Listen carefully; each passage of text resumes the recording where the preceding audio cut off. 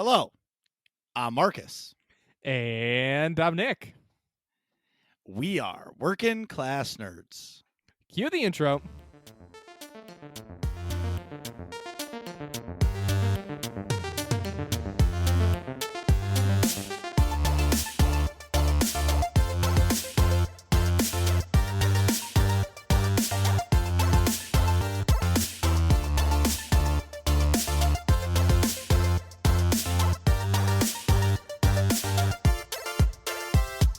That's right. We are Working Class Nerds, the podcast that gives you no information about your favorite information.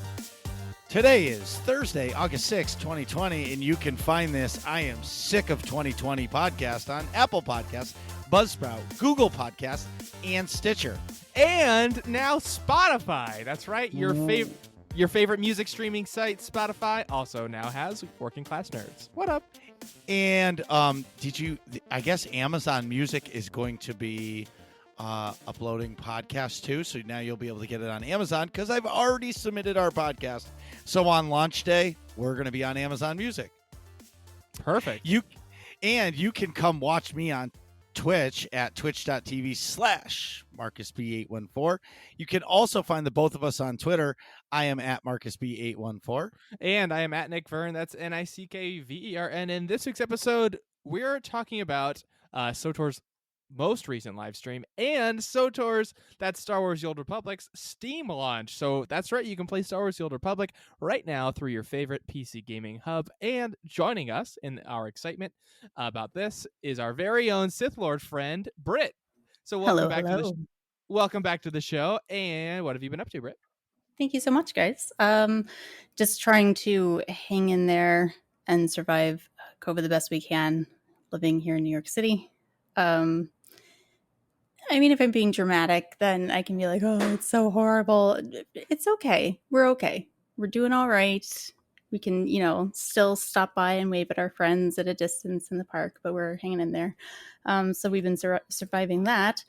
And then actually the other day, I got my custom lightsaber from Starforge. What? Whoa. Okay, we need all of the details. I've been window shopping at those for the longest time. I just can't bring myself to pull the trigger. I totally want one of those things right away. They're so beautiful, you guys. And really and truly, I have to say thank you to everyone that supports my stream, just because it feels like this is going to be really cheesy. So look out, mom moment for a second. But I really do mean it. It's this really beautiful, tangible expression of people supporting my stream and believing in what I do.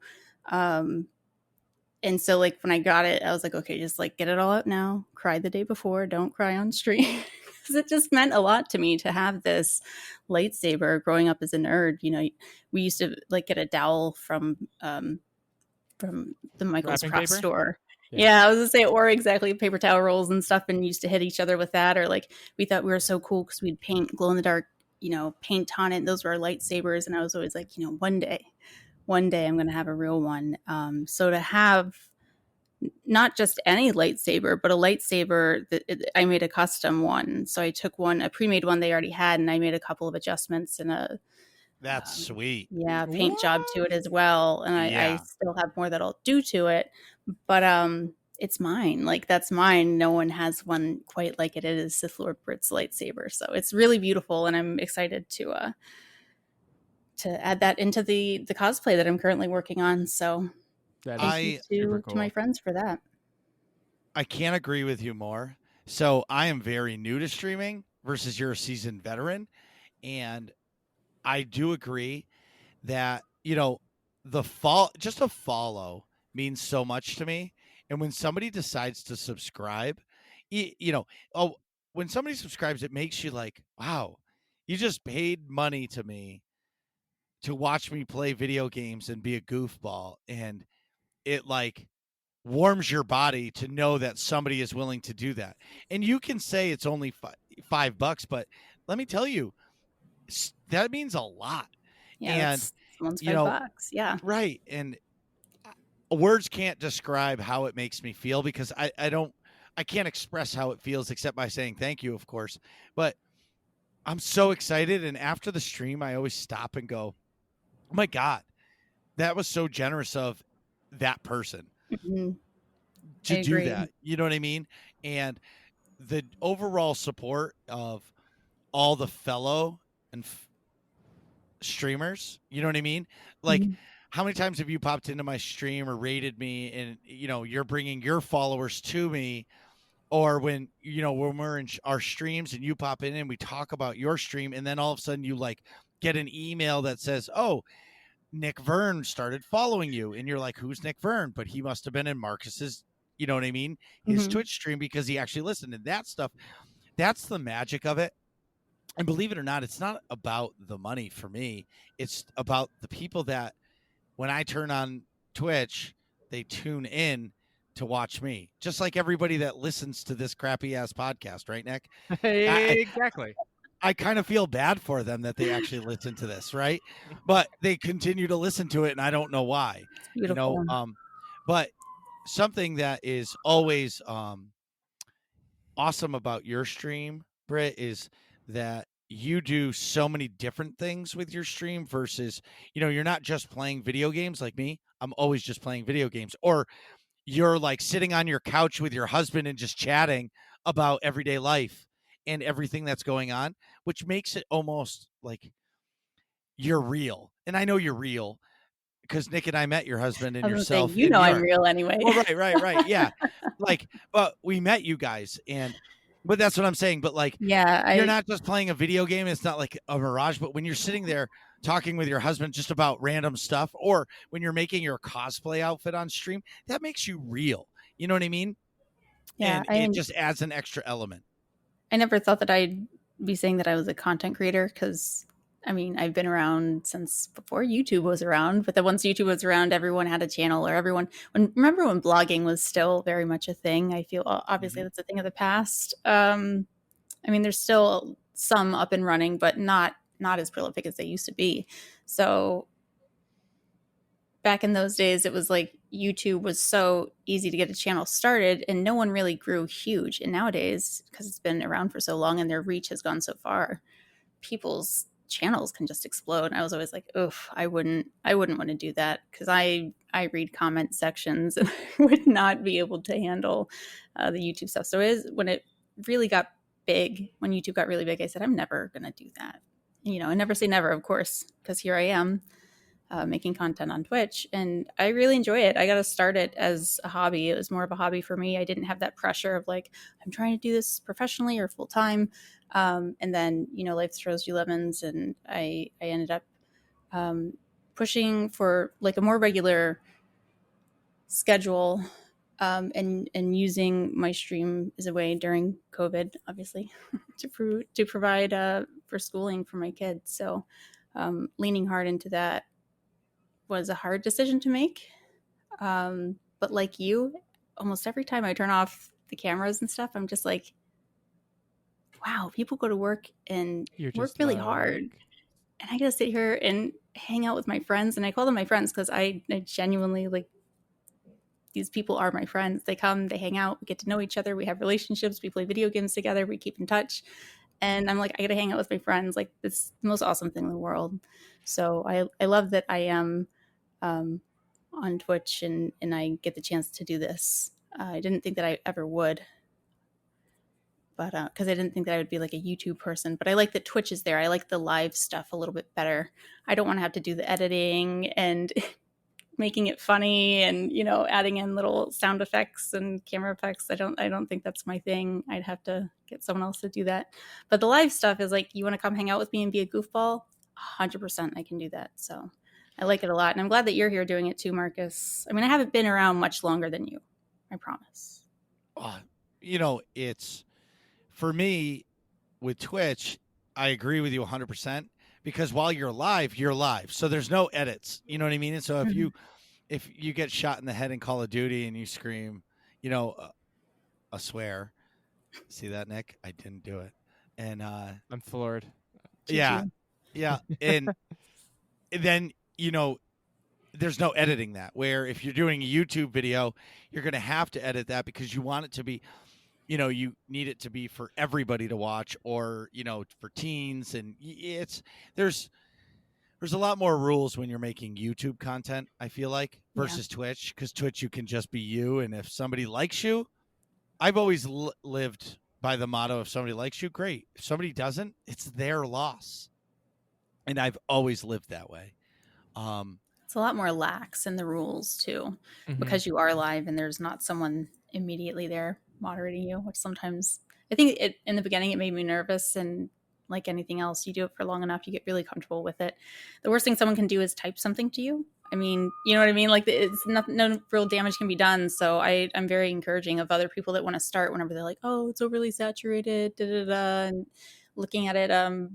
We all kind of just call out Harris Heller because we all watch his videos. We'll be like, from the business side of things, or let's crunch the numbers, or let's look at this from a logistical standpoint. But I'm on the side of like, emotionally, if you want to do this, if you've ever wanted to try streaming, just do it. Just hop in. There's enough room for all of us because everyone is so different from each other. I really do believe there's enough space for everyone to be successful if they're willing to put in the time and energy. So if people are really in love with it, or you're really in love with the idea of it, just go ahead and try it. Yeah, the only thing I would say, if Nick and I both encourage everybody to start a podcast. 100%. Everybody. Come right? on down. Yeah, you Yeah, guys exactly. do. Start it. You want to come on our show? Come on our show, talk to us, and then we'll help you start one. We'll give you all the tools to get you started, and just do it. And I'll never forget when Nick and I agreed we were going to do this, because what movie was it, Nick? Was it The Last Jedi?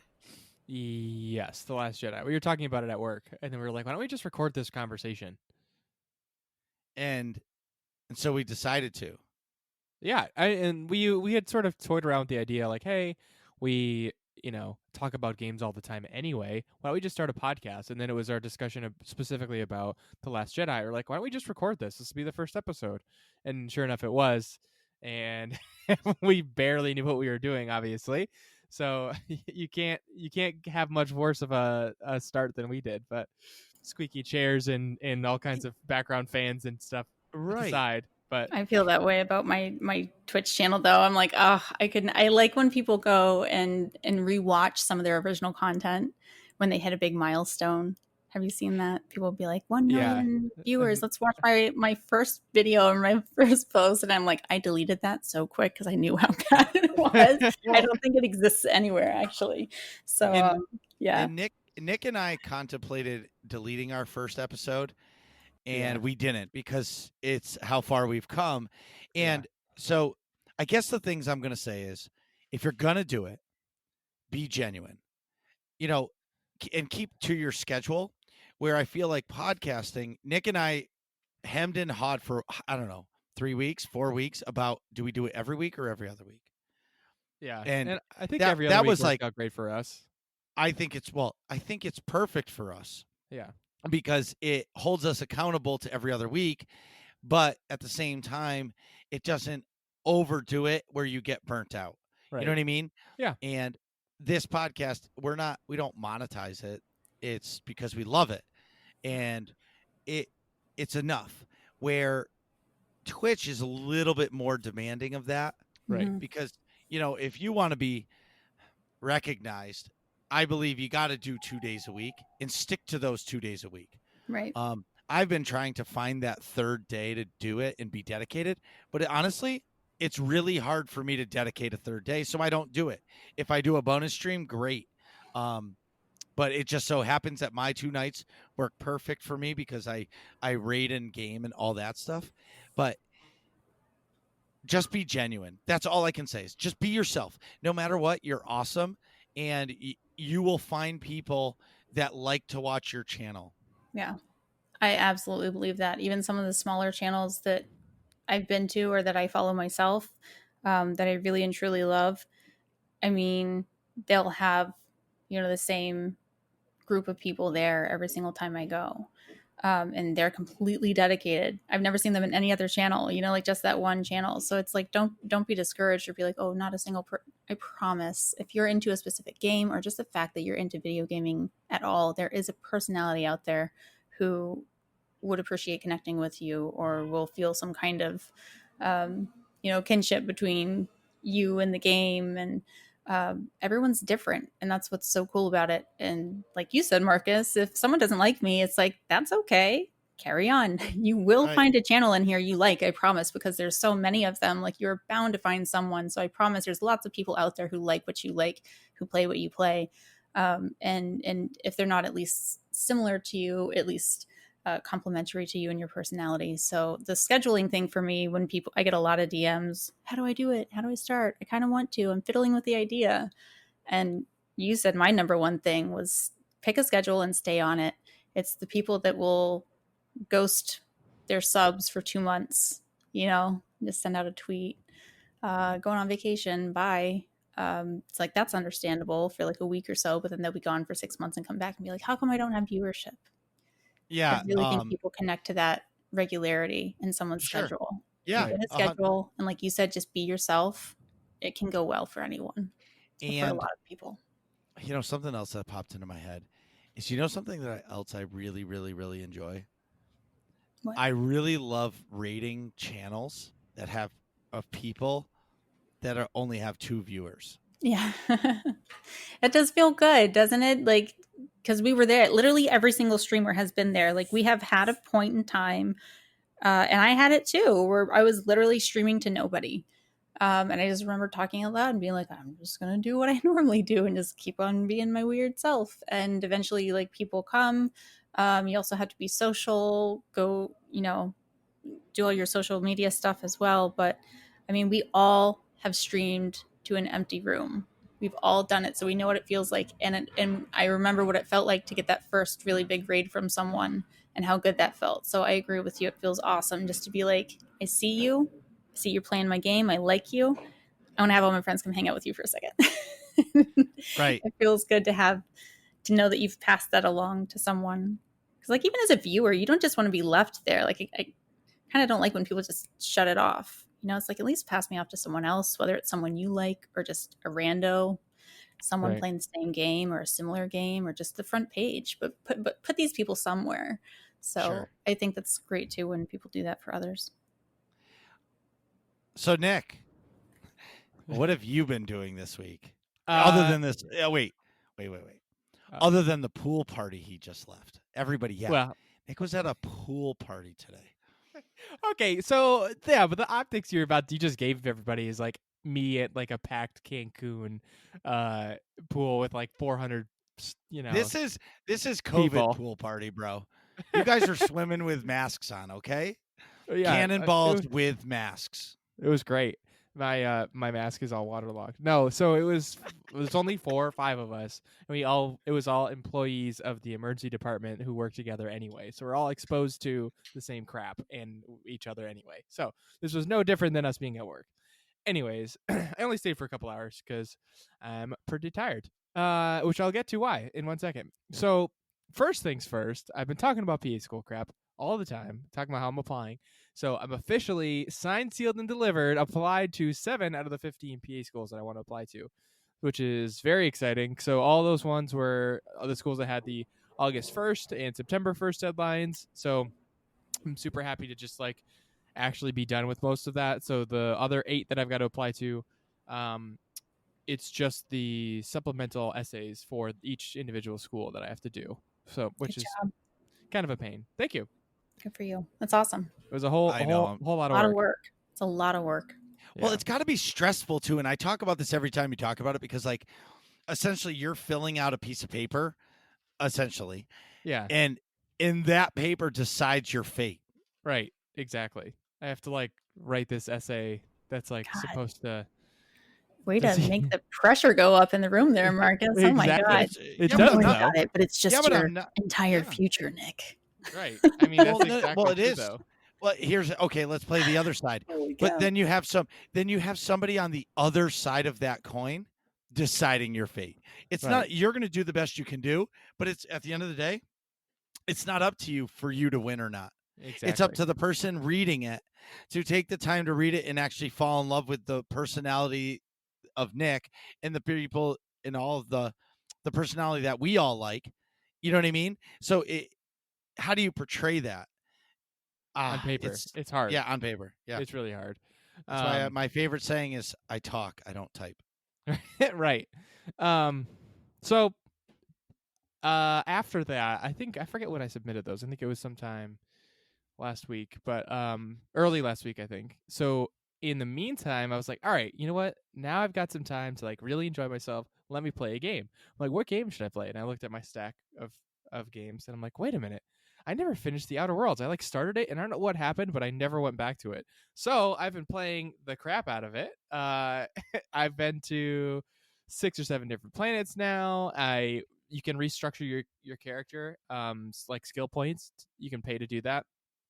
I think the first time is super cheap, and then every time after that, it's like more and more expensive. So I just recently restructured my character to have 100, like a skill level of 100 in persuasion. So I can basically talk my way into or out of anything, which is pretty awesome.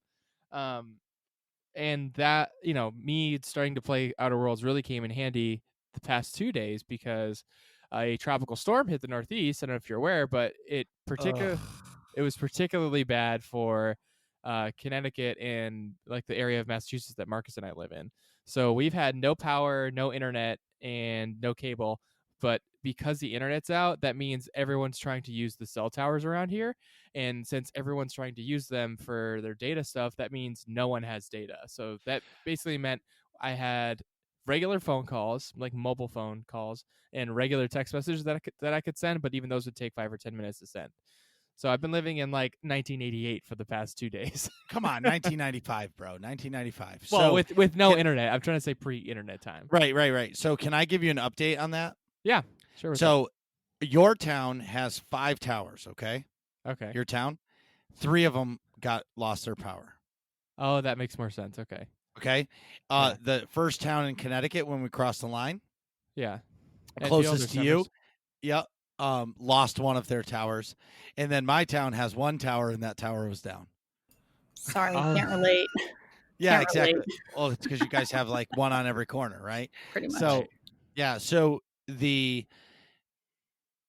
my house, believe it or not, we lost power for I think like an hour. Oh, really? But we lost internet for all the days. Oh, got it. Our internet turned on, yesterday at some point at night. Yeah. But my shop Mm-hmm. still has no power. Jeez. And a tree landed 6 feet from smashing the brand new addition. I was crying when I showed up. I was like, no. But anyway, yeah. So for my house, we have a generator, so we've had power, but so like we could shower, we still have hot water, we can still cook food, all that fun stuff. But yeah, no internet has meant the entertainment sphere has been very much lacking. So in order to where the Outer Worlds comes in, on my PS4, that's obviously not an online game, so I could still play that and save and everything, and it was totally fine. It worked great. And then later yesterday, so I just got power and internet and everything back all at the same time, like this afternoon at like 1:00 today. So it's been this whole like getting everything back is pretty fresh. I wasn't sure if I was going to be able to do the podcast today actually because of it, because I didn't have power, but or internet. So last night I'm like, okay, I kind of want to watch something, but I can't stream anything because I don't have any internet. So what do I have on my laptop? And I looked into my external hard drive that has all my stuff from my old laptop, and I remembered that I have the director's cut for all 3 Lord of the Rings movies saved on there. And it's like the 1080p Blu-ray edition. Like nice. I think I got them through some alternate means, but they're very nice. So they anyways, I watched Fellowship last night, and I really forgot how much extra content and fleshing out of characters and motivations that there is in the director's cut. It really lets you, it obviously it's all the same stuff from the original cut, but more fleshed out. And I really enjoy the director's cut a lot more. I'm probably going to end up watching the next 2 movies like over the next few days as well, just to sort of continue the story. But I think my opinion is that's the only way you should really watch those movies is watch the director's cut. If you're gonna sink your teeth into 3 hours, why not just make it 3.5 hours? I don't know if either of you have seen the director's cut before of either of them. I think the Any of first them. one I watched, but it's been so long because it was like a week-long journey to Right. finish that house. Right. But yeah, no, director's cuts are definitely worth watching. I think because My sister brought up a good point. It reminded her. She said it reminds her of watching like a TV show or like an HBO show version of the Lord of the Rings movie, because you can spend so much more time on different things, and you can almost like there were certain times in the like halfway through, like 45 minutes in, and then an hour and a half in or so, we were both like, okay, that could be like the end. They could have ended the movie there and done a next movie like here, there, because they covered so much stuff. And I feel like if we had a conversation where we were both agreeing, if they ever revisited or remade these, or sort of are going through some sort of epic tale like this again, they really should only ever do it in that format of a TV show, where it's in like the Mandalorian, it's 10-hour long episodes or something like that. I think See, that's a better way to tell the story, because you just have so much more screen time than a traditional movie where you're limited to 2 hours, or if you really want to get crazy, 3 hours, versus a TV show like that, you have 10 full hours of show. That's all three director's cuts of these Lord of the Rings movies in a manageable like attention span for your audience. What I do like about what you said about the idea of a show, so take Fellowship of the Ring, right? Yeah. So you have the beginning, but there's so many characters in there, right? Yeah. But what about telling like an episode of what is the day before Frodo gets the ring, Yeah. right? The day before. That could be the week prior to him getting the ring, could be an entire 2 episodes. Yeah, right? I mean that basically is And- in this director's cut. It's like 40 minutes before he even at least a half hour of just like the hobbits and like what they do and what their culture's like, and then like how quirky Bilbo is, and then before he ever has the party and then Frodo gets the ring. I think it's at least a half. That's a whole episode. I think it's like a. But that's what So that's what I'm trying to say. Or what's Aragorn doing during beforehand? You know what I mean? Or during the time. What is happening during the time where the movie is focused on somebody else, and somebody has, Ghibli's doing something, he's sharpening his axe, or, whatever that may be. Right. But I'm just trying to say is like they could go into deep into the movies without ever breaking lore and even leaving that trilogy. Right. The other thing is doesn't Amazon, I know Amazon owns everything, but doesn't Amazon own the rights to be able to make a TV show for Lord of the Rings? I don't know, but I think you're onto something. Like I think I remember hearing that they were going to make a TV show in that universe or something like that a while ago. Right. I know they're making a game.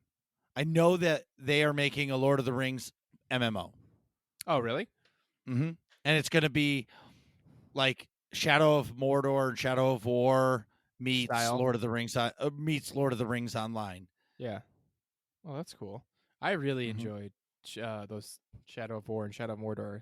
That series of games, the Middle Earth series of games. Those are awesome. Talk about lore, but so anywho, besides my no power entertainment stuff, I donated blood again yesterday so that people could use my antibodies to get better from COVID. But whenever I do that, the way they have it set up at the hospital I'm donating at, the one I work at, I donate. It's a whole blood donation, so it's my red blood cells too. So, which means I've got less oxygen carrying capacity, so I get way tired way quicker. And I realized today that also means you get way drunker way quicker. So at that pool party, I drank 1 White Claw, and it felt like I had 4. So Oh my God. it was pretty funny. I had one, and then I got out of the pool to do a cannonball, and when I got up to walk, I was like, whoa. My balance was way off and everything. It was kind of funny. I'm like, okay, well, I brought 8, and I thought I was gonna have like 2 or 3 and then give the rest away, and I think I'm just gonna stick with the 1.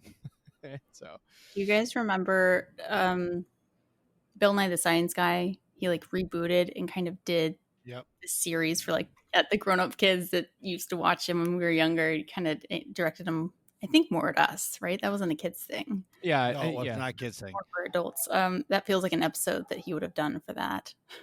It was like blood donation. Yeah, somebody Talking about low blood cells and low Yeah. perfusion and energy, and right. hilarious. It was very funny to like be living that sort of experiment.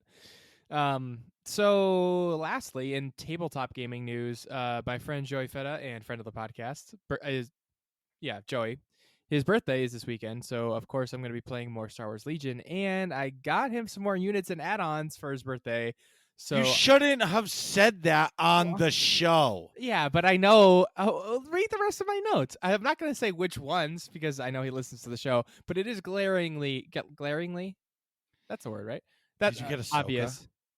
They don't have Ahsoka. What about a clone trooper? He already has the clone core set, so he has lots of clone troopers. Okay. But anyways, I'm not going to say what I got him precisely, but obviously I got him stuff revolved around that. So I'm pretty basically pumped. There's going to be an entire day of Star Wars Legion nap, Star Wars Legion nap, Star Wars Legion nap. Yeah, I don't know if there's going to be napping because me and Joey are pretty big into coffee, so it's probably going to be like Star Wars Legion espresso, Star Wars Legion bourbon on the rocks, Star Wars Legion espresso, and rinse and repeat. Wow. All right. Doesn't sound bad. No, definitely. I'm looking forward to it. That's going to be Sunday, so I'm pretty pumped. Sunday. Yeah, I've got the last thing before I let you talk about what you've got going on, Marcus. My schedule is work Saturday, then Joey's shindig Sunday, then I go on vacation for 3 days with my parents up in Maine, and then we're just staying at a little hotel, which will be kind of nice. And that is not a hot spot for everybody, so it is still safe, and we'll wear the masks and social distance and all that fun stuff. But anyways, and then so I've got like a nice little weekend planned, basically. I'm gonna go get some lobster. Yes, some lobster, a little bit of beach action if that's available. I'm not sure what their beach protocols are up there, but we just want to kind of get away a little bit, which will be nice. So, Marcus, how's it going, and what have you been up to? I sat on the beach all week last week. It was fantastic. But going back to my Twitch opinions, I totally brought my desktop, one monitor, and my keyboard with me on vacation. That's nice. Because and this 25-foot long Ethernet cable, so I could stream, and I did, and it was fantastic. So I streamed a couple times, played a little bit of games. It was really nice. As everybody knows, I own my own business, so I get 1 week in the summer off a year, and that is it. So it's really awesome that I get a week with no work, and I get to hang out with my kids and my wife and the beach and just hang out. The beach is part of the family. Oh my God, the beach is, it's like perfect. But I joke. So my kids, and I talk about them all the time, are 4 and 1.5. So when we're packing for the beach, everybody's like, Marcus, you only packed 2 chairs. I'm not going to get to sit down. What do you mean? I don't get to sit. And everybody just kind of laughs, and it ends up being true. So you don't even miss the chair because you're just running around the whole time. Yeah. So funny story is my son was cranky as shit, and he was being a little jerk because he needed a nap. So I put him in this so there's these strollers, right? And this one has like mega giant tires, and it's supposedly a jogging stroller. I think they're calling it. Okay. Jogging. With a soft J. Yeah, it's a silent J. It's this new thing. Why is it why is the J soft? Is it for like not aggressive jogging? He doesn't know, does he?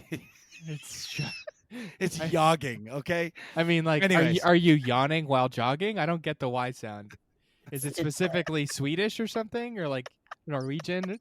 Something from Northern Europe. It's an Anchorman quote. He knows that. I knew. Come on. He's just fucking with me back because it's what he does. Anyway, so I'm walking down the beach, right? Mind you, I've been walking for like an hour and 15 minutes and he wouldn't fall asleep.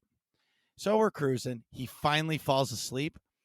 It's high tides coming in, and I wasn't really close to the water at all. Well, there was one giant goddamn wave. That wave came up. It's a good thing I was holding that stroller because that thing swept underneath that stroller and it kind of floated away. And in my hand, I was like, well, this isn't good. And as he came back, the thing jerked. Sure shit, it jerked. He starts screaming because I woke his ass up. I'm like, oh my God. Lord help me. That's right? so funny. So No. It floated on the giant tires because of the giant wave for a Yes. second? Yes. That's So then, so the things you do, right? So he's got shorts on. He's got the sunscreen on, but we've been walking literally for an hour and a half. right. And I've got a t-shirt on because I was smart because I was like, I know it's going to take him a while to fall asleep. I'm not getting burnt. So we're turning around going back because he finally fell asleep. And I realized it was really hot and I was like, oh man. So what did I do? I took off my shirt, put it over his leg so he didn't get burnt, but my shoulders went straight crispy. By the time I got back to the compound on the beach, Yeah. I sat on the towel, or not the towel, the blanket, and I just sat there for a minute because I was like, You can just feel the sizzle. yes, and I just sat there and I was like, I just walked on the beach for an hour and a half straight. And I'm a big dude and I'm pretty nimble for a big dude, but man, I was pooped. Yeah, So especially that was baking in the sun. Anything you do Yeah. in the sun like that, it just tires you out. Yes. So that was my vacation. It was fantastic. I learned how to smoke ribs, mind you, which they came out fantastic too. That's impressive. Anyway, so Wait, in my you can't just gloss over the smoking of ribs. What kind of apparatus did you have? Was it a smoker? Was it like a Traeger yeah. grill? What do you got? No, so it's a propane smoker. So there's one inside the garage of the house we go to, and I was like, well, why not? So we got ribs, and I made a rubbed it all up, and put them in there, and then put some barbecue sauce on it, and it was fantastic. So the propane is generating the smoke, or is it like a wood? No, there's like a fire? word. So no.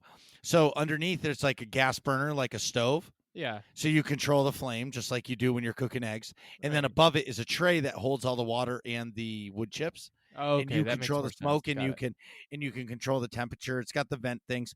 I'm not a big charcoal guy. Everybody out there who grills is telling me I'm crazy, but I'm Yeah. not.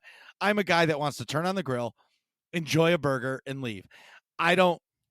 I'm not saying that a charcoal burger doesn't taste better. I'm just saying I'm lazy as shit and I'm not waiting 40 minutes for my charcoal to be ready to cook a 10-minute burger. All right. Yeah, I'm the same way. I think the convenience versus benefit is annoying. It's the same reason why I don't often use a cast iron pan for a steak. It's like I can do really good things with a regular grill. I don't need to like heat up the cast iron and season it and Right. all that fun stuff. Yeah. It's kind So of a pain in the ass. so in gaming, I've come back to Destiny 2.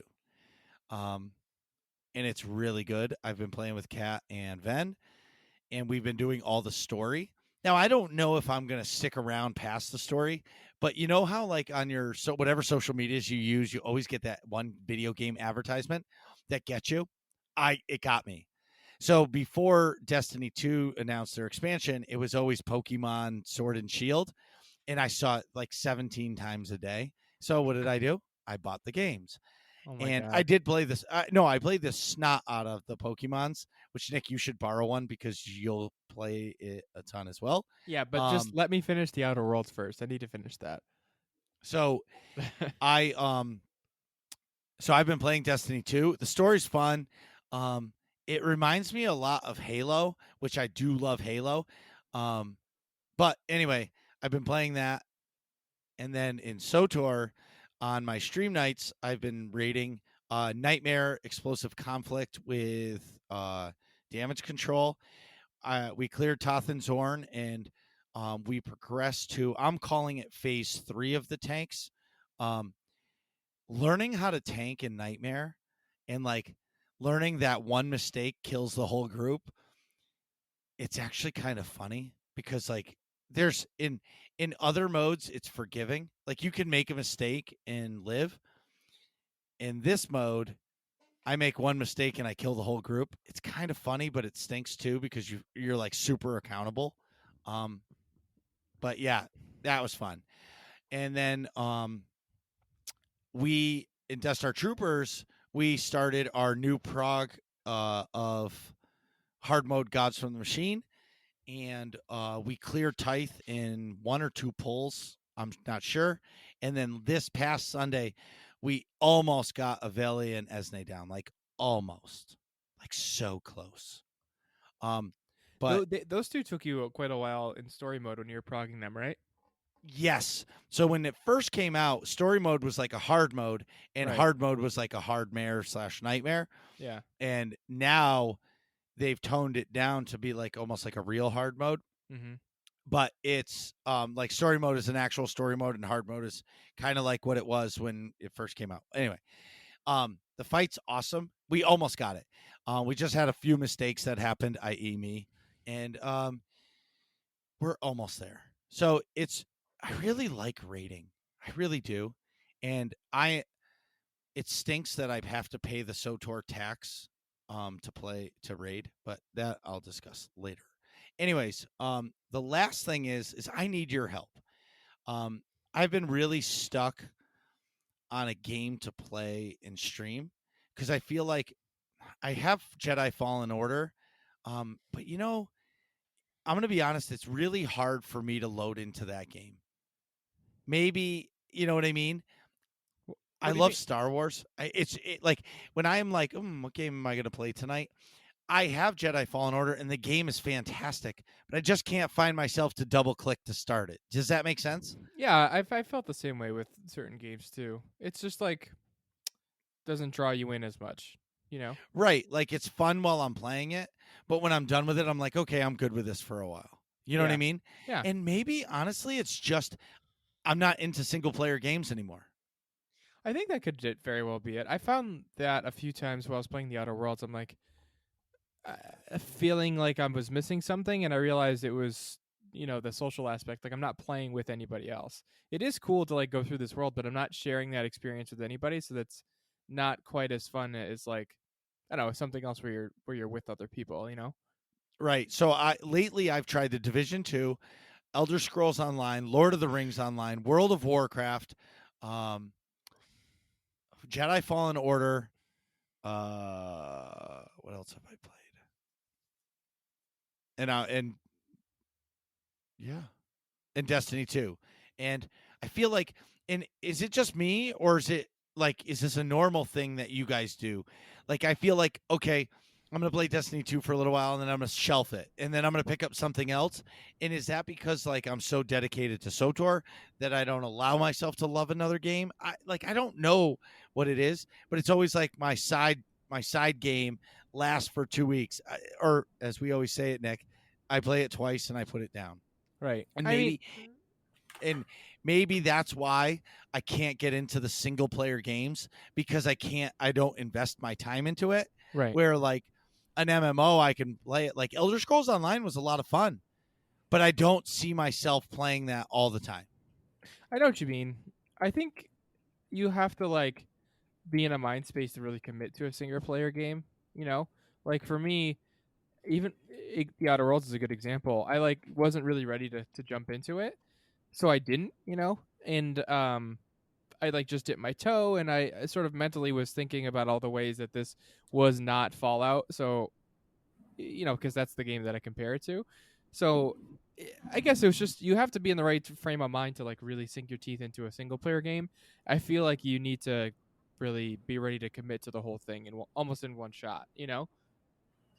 Especially if it's. Right. I think if you take a break from playing it, like for example, if you play other games or something like that, it's almost like you're not gonna come back to it. If that makes sense. Like for me, I've really enjoyed the Outer Worlds because like it's easy for me to play. Say I play at night and then I go to work or something all day the next day, and then when I get home I shower, eat whatever, and then go right back to playing it. So it's like almost my free time is on whatever I'm gonna be doing in my free time is just this. So because then it's fresh in my mind. Oh, I know I wanted to do this quest next, and then I wanted to work on this one right after so that I could do whatever, and it's just fresher in your mind.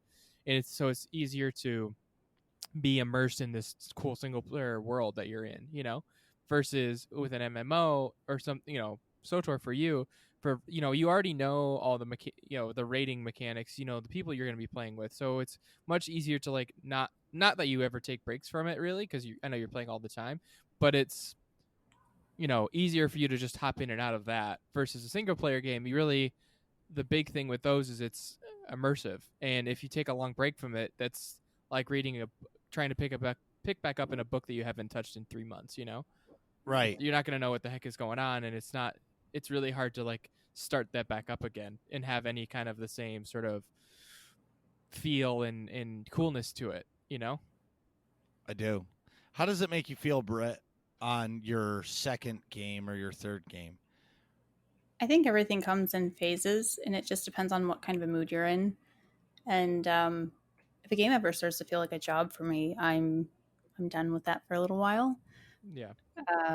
I mean, I've been into games for years that I've needed breaks from, or just little breaks here and there. I make sure to give myself breaks, even if I am enjoying a game, just to step away for a little bit, so you can miss it. But okay, so on the flip side of that, I do agree, but I feel like Twitch now. Do you feel like Twitch holds you to that? So like, if your community is SWTOR, right, and you're a little burnt on it, do you feel like you have an obligation to play that game for your community? No, I mean, I know they're going to give me crap for it, because every single time I open up Minecraft and they come in, they're like, wow, SWTOR's really lowered their graphics. I'm like, yeah, I haven't heard that one before. No, I'll tell them. I tell them exactly what's going on, and and I get it. There's people that I watch that I watch them for a specific game.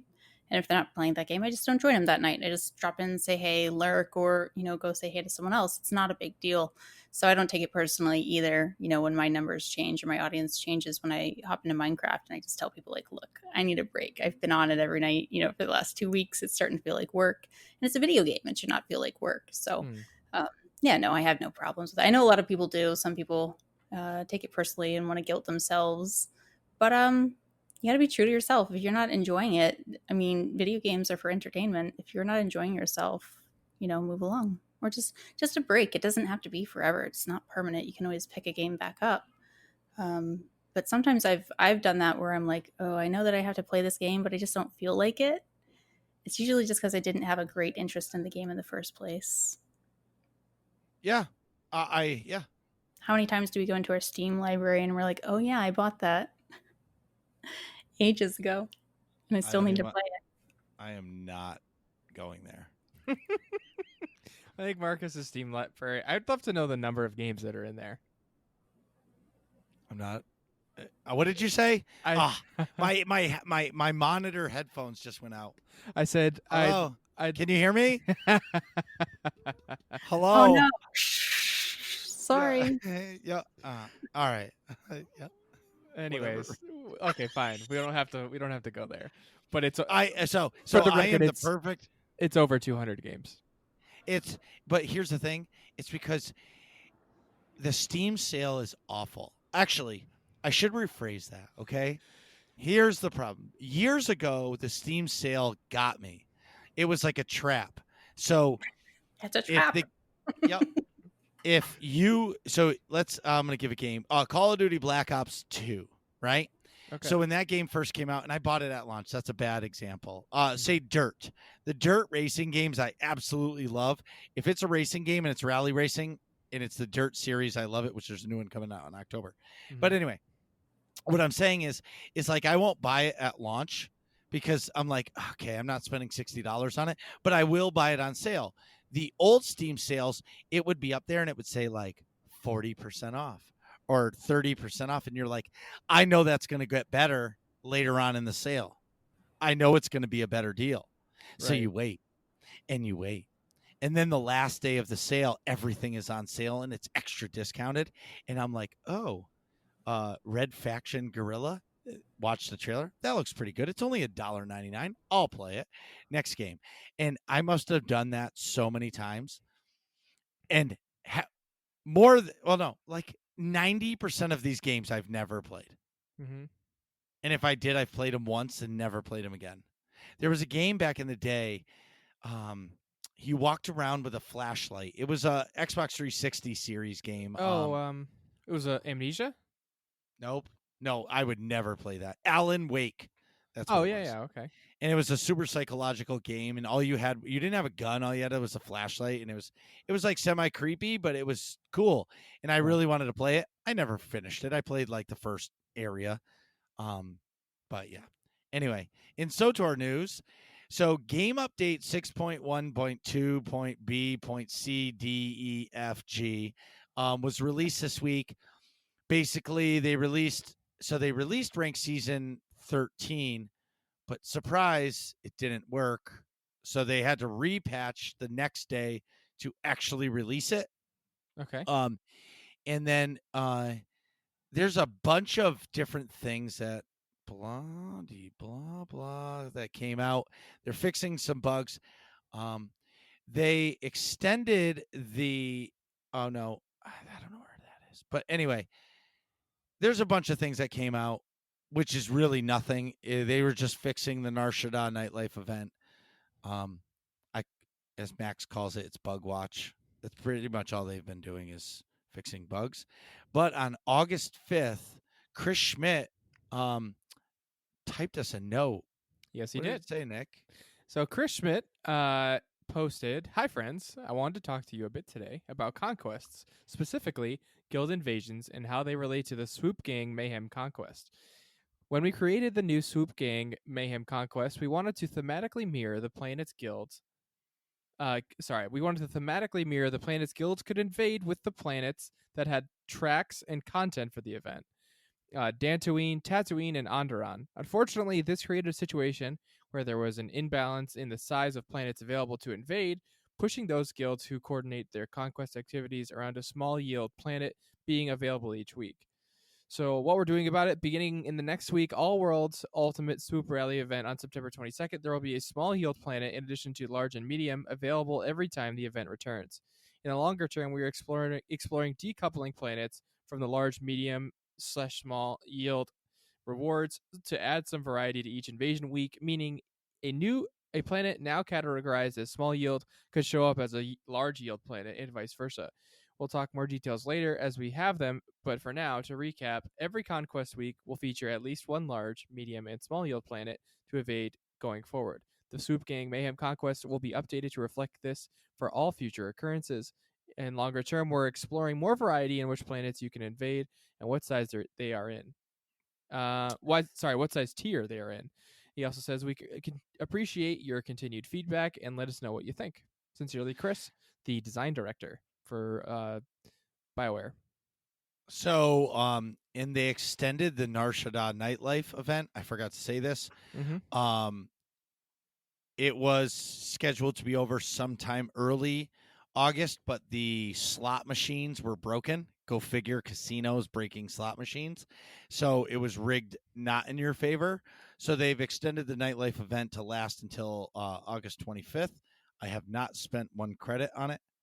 But I'm not really a big gambler anyway, personally. The reward, yeah, but like the companions and the Rancor mount are pretty sweet. So yeah, it's worth it. And there's some decos in there. So there's somebody that's on our podcast that holds stronghold contests, and my strongholds are full of chairs. So I've actually started to get more decos, and I'm actually going to decorate one, but don't tell her. And then we'll invite her to the stronghold, and it won't be chairs. Perfect. But then she'll just judge it even more and say, that's in the wrong place. Yeah. Gee, I wonder who we could be referring to. I don't know. I don't know, guys. I just got back from a little snack break. What's going on? So, needless to say, we'll talk more about BioWare in a few minutes. So in guild news, we've been busy with Summer of Love. Basically, I say this every episode during this wonderful month. So every year we celebrate Summer of Love. It's once a week, and it's surrounded by our main guild's big holiday. We call it Remembrance Day, which is August 2nd. Remembrance Day is a day that we take and we remember all of the guildies and friends or family who have become one with the Force and that are no longer with us. And it's a really special day. And with AIE, we have so many games and our community is so big. So it's simultaneously events are happening the exact same time in different games in different special areas. In SWTOR, we go to the Jurin Mountains of Alderaan, and we all just hang out up there, and the guild leaders or council, tell us a little bit about the guild and how this day came to be, and some of the founding members that have passed away and become, like I said, one with the Force. And last year, mine and Nick grandma passed away. Mhm. Yes, she was Nick's grandma too. She was my grandma. But and being there for that, it really helped me a little bit. I shed some tears, and Yeah. it's just a really awesome long hour time to celebrate people that you remember. And then during the Summer Love events, Tuesday night this week, we had a special mandatory fun night with a little touch of mega. Yeah, but it didn't come out right. Nick, can you read that sentence again? Because that just sounded terrible. Yeah. So on Tuesday, August 4th, we did a special mandatory fun night special with a touch of mega. See, that sounds so much better, didn't it? Yes. I don't know what happened the first time. Yeah, I failed. So we started the night on Rishi. They did some hut ball there. I think they did some world bosses, but sadly, that tropical storm that happened that Nick was talking about. Yep. I was 20 minutes into my stream. I was feeling good. I was energetic. I was a half a monster in. Like, I was feeling good. It was a good stream. I had 10 people watching. Like, I was feeling good. And then the tropical storm jerk face took out my interweb. So when that happened, at the same time I lost internet, I lost power, and the towers must have went down. Yep. Because I couldn't even update Discord to tell everybody what happened. I just disappeared off the face of the earth. Jeez. And about 15 minutes later, I got a text message from Corley, and it said, "Dude, are you okay?" And I texted him back, and I said, "Yes." No cell service. I was okay. Remember, like back in the day, I was like standing in my driveway with my phone all the way up. I was trying to type, just trying to find a cell signal so I could send the text that says, "Yes, I'm okay." We lost power. We lost internet. Holding it in all different positions, trying exactly. to pick up. Right. Like it actually matters. Right. You know what I mean? It makes you feel like you're in control of something, but I get it. Right. So, yeah, so that happened. But upcoming events, Flashpoint Fridays are back. They happen every other Friday. Mal hosts them. Basically, there are mounts you can get from running the Master Mode Flashpoints. So I think this Friday, it'll be a fashion Flashpoint Friday, which they're going to be doing like a fashion contest for the best outfit and goofiest outfit and stuff while they're running Flashpoints. Very Sounds cool. like a great time. That sounds cute. Yeah. That sounds really fun. Hey, Yeah. Speaking of things that sound fun, if all this sounds fun to you, go to aie-guild.org, jump in the Discord, and ask for a guild invite, whether or not you play Star Wars: The Old Republic or any of the other games that we play, and we mean any of the games. Pokemon, Call of Duty, The Outer World, Animal Crossing. Big Animal Crossing presence. Huge. It's yeah. a huge thing. They have their own tab, and like I'll go in it and just troll and just read it or scan it or lurk. I guess the lurk is the word. Right. And I'll read it. There's so many people that are playing that game. It's so crazy. And I don't even know what Animal Crossing is. Like I think it's like a Minecraft in a way. Yeah, it's like a Sims thing. You like make a little community basically. But anywho, if you play games, we'd love to have you. So go to aie-guild.org and join us. We'd love to play games with you. I know you definitely have to go to the bathroom. Absolutely. So we'll be right back. Jeez, Nick, hurry up. We're trying to finish this podcast. And we're back. So today We're discussing Star Wars: The Old Republic's Steam launch and their live stream that went over all of their new updates that they've come out with. So, Marcus, want to take us through this a little bit? So they surprised us all. Content creators, players, the world was surprised when they launched on Steam on July 21st, 2020. So the funny part is for about a week or two prior, people were finding the Steam file in their game folder. So like we knew it was coming. We didn't obviously know when. But the funniest part is, and craziest, I got a burp. Hold on. Sorry.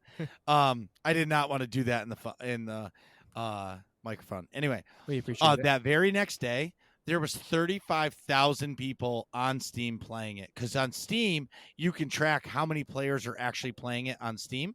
Mm-hmm. And the Steam version of the game has no bitrater, which if you play Star Wars: The Old Republic right now, you hate bitrater because it messes up your launcher all the time. It like quadruple checks that you're the real person, but in the process, it just breaks the game. It's awful. I just downloaded the game on Steam. I have not launched it via Steam yet, just because I've been too busy. But as soon as I get the files transferred over, I will be logging on Steam and I will use Steam from now on, just because I want to get rid of bitrater. But crazy things. So in Star Wars: The Old Republic, the way they handle big loads of players is they make instances to the planets. So I remember, I don't know if it was like day 2 or day 3 of Steam. I went on to Tython, which is the first planet of a Jedi, and there was 12 instances of the game. Korriban, there was 10. There was, for a short time, we logged in and there was server queues to get in. I mean, it went lightning fast. It said you were number 200, but you were in like seconds. But still, I think a while. Well, a long time. And I have a friend, shout out to Rick G in the place to be. He is a longtime MMO player, and he played SWTOR when it first launched, and then he came back to it a little while later, but he hasn't played it since. But he said once he saw it on Steam, he started playing it again, and he's like, I'm having fun with it. So for that, I think it's really cool that they, pushed, I guess I could say, and did this, because think about all those players that, I know myself, I was like that too. Like if it didn't come out on Steam, I wasn't going to play it. So many people still have that mindset. If it's not on Steam, I'm not playing it, because they want one launcher for their games. But now that game is on it, so now they're playing it. The game is busy. Friends have also been doing flashpoints with first timers who are watching all the cutscenes and like mesmerized and talking in like the group chat saying how awesome this is. I mean, that was me, a couple of years ago when I first played through everything. Same deal, just mesmerized about all the cool story things that happen. Right. I think it's cool, man. I'm hoping that we can get together and hopefully make, I want to make a like a tips and tricks episode for new players. Because that's a good idea. Yeah, for sure. Because when you first started playing, Nick, you were lost, and like I walked you through. And as you started to play, you probably found your own tips or tricks that you did that made your experience better for when you played. And I have plenty of those. It's just one of those things. What about you, Britt? What do you think of the Steam launch? It's brought a huge pop of people into Twitch, that's for sure.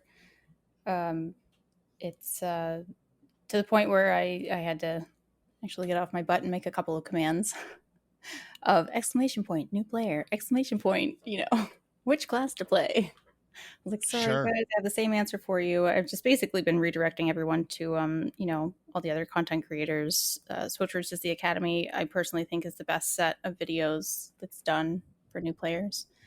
So if you go to SWTOR.com/the Academy, she links you to her YouTube playlist for absolutely everything you need from the ground up.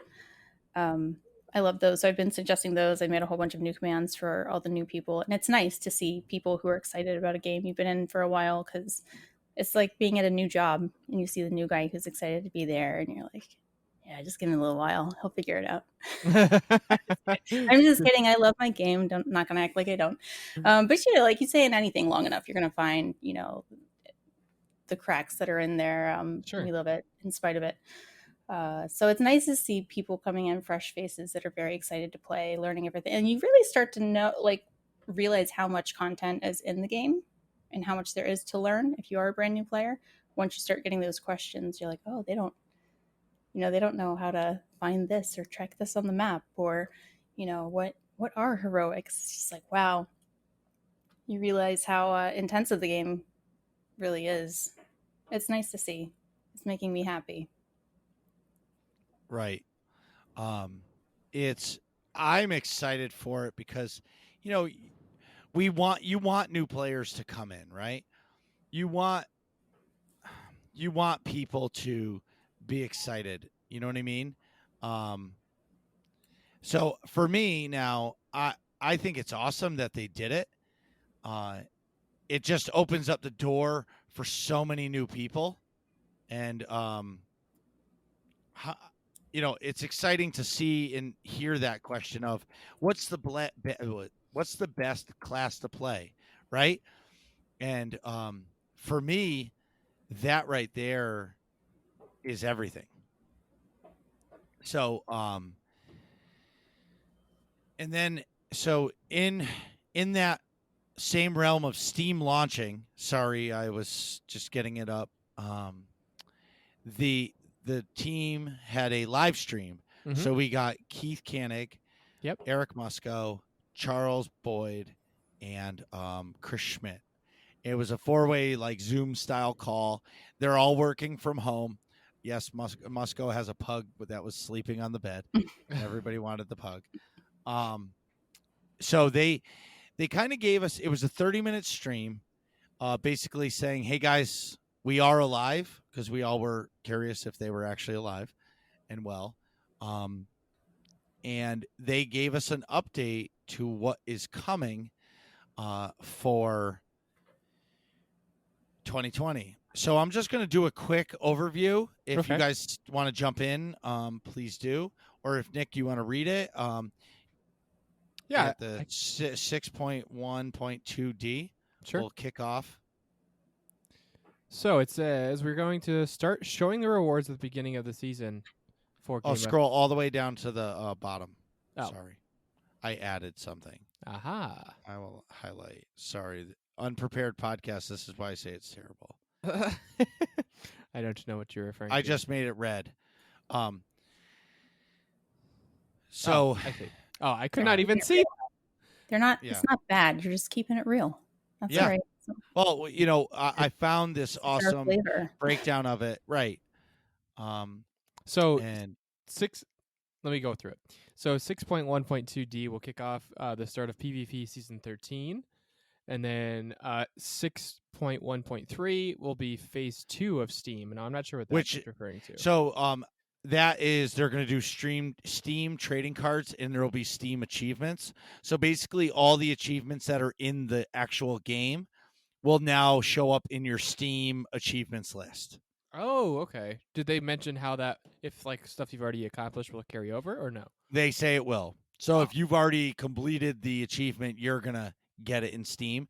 So one day you're going to log into SWTOR on Steam, and all of a sudden it's just going to be ding, ding, ding, ding, ding, ding, ding. For Yeah. all the achievements. Oh, that's cool. I'll have to download it through Steam then so I can get more Steam achievements. For sure. So in 6.1.4, the new seasonal event is called the Feast of Prosperity. So what do you think of that, Brett? I absolutely love events, and I'm excited to get a new one. I don't. Yeah. So Nick, it's basically going to be based off of, I'm guessing, Thanksgiving, because it's coming out in November, and it's going to be a yearly event. Mm-hmm. So they do the nightlife, not nightlife, the nightlife event once a year, and then Life Day is once a year.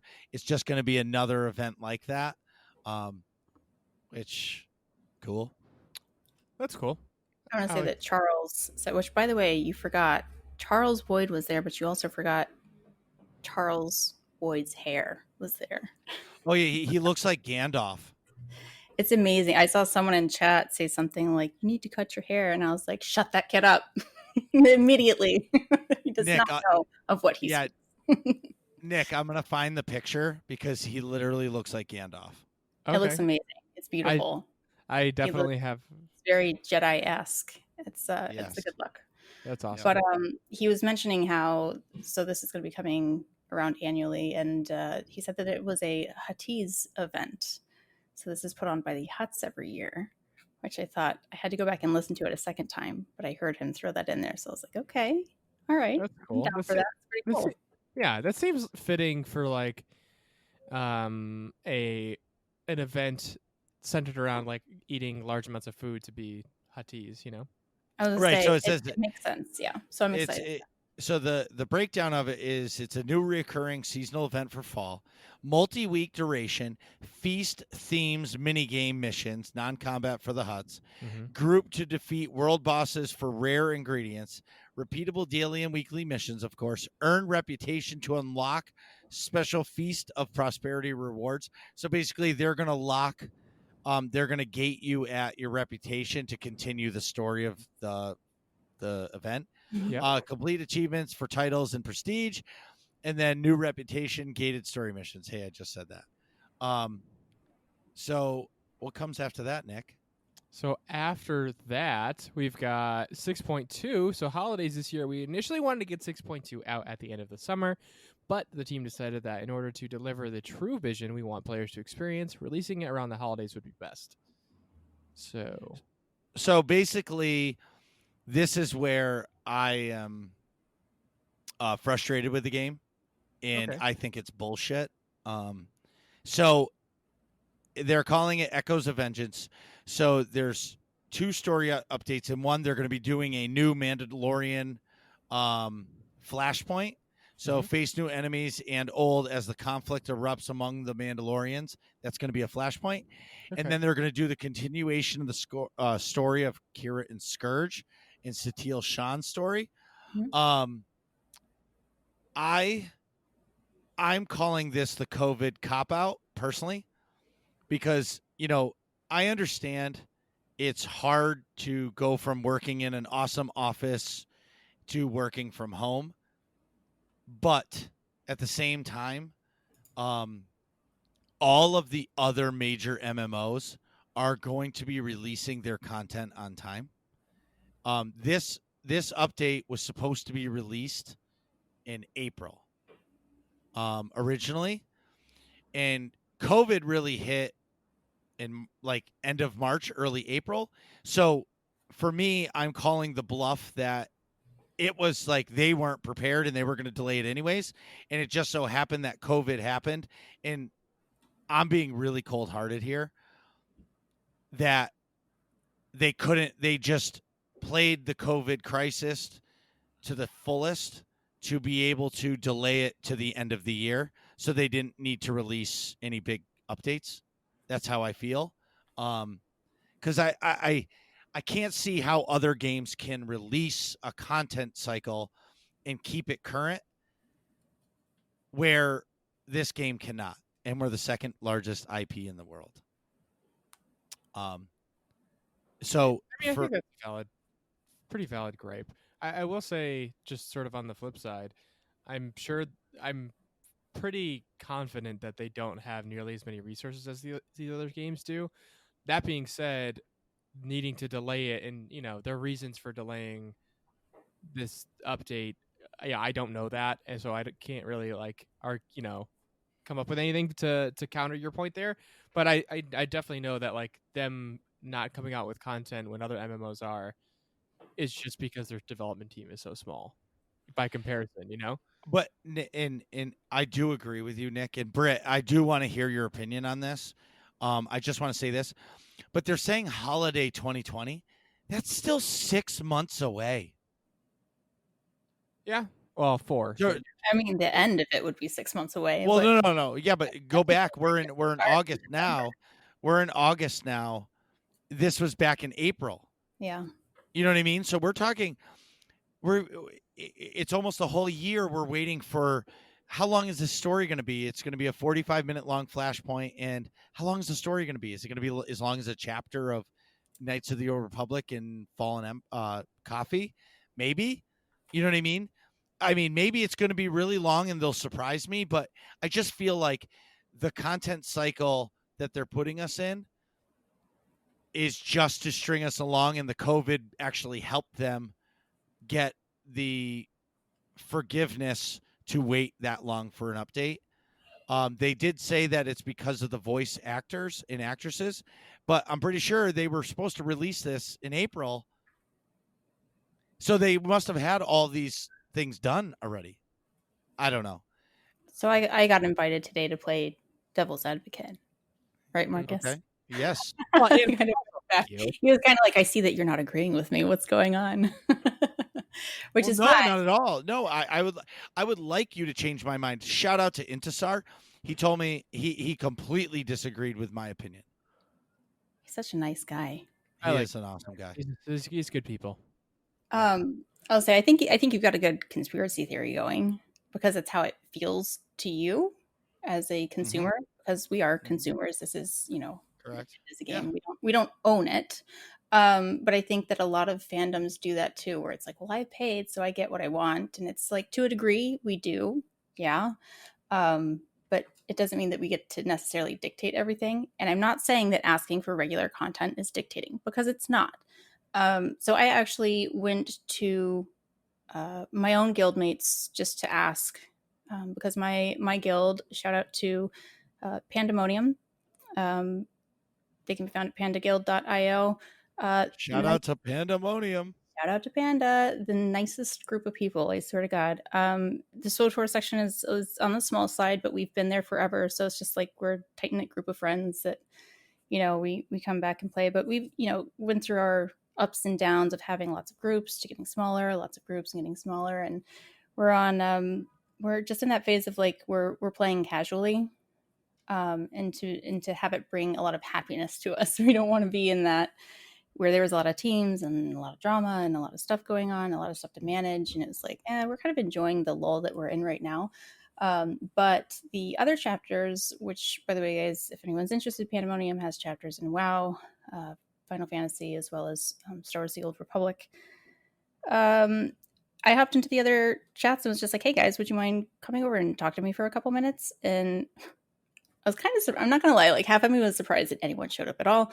But the people who showed up, it was tons of people showed up and just were like, yeah, absolutely. Let's talk about it. Let's figure out what's going on. Because when I watched the 30-minute, stream, I almost said Steam. Anyone else doing that? The 30-minute stream that SWTOR put out that I just kind of felt like a lot of people kept on bringing up WoW and using WoW as the example of they're always getting content. They get content more regularly and kind of playing this, the grass is always greener on the other side. So I went in there and I asked them, I said, hey guys, how do you feel about if you guys have a complaint, if you guys don't like the game, if you guys are worried about content, like not including all of this COVID stuff, because I know everyone is reacting differently to it. Right. There has to be a grace period in here for them because they're humans too on the other end making this video game. But I also don't want to like make excuses either. I don't know how the video game industry works necessarily. I have to ask so many questions because, like Nick, I'm a medical person. That's the field that I know.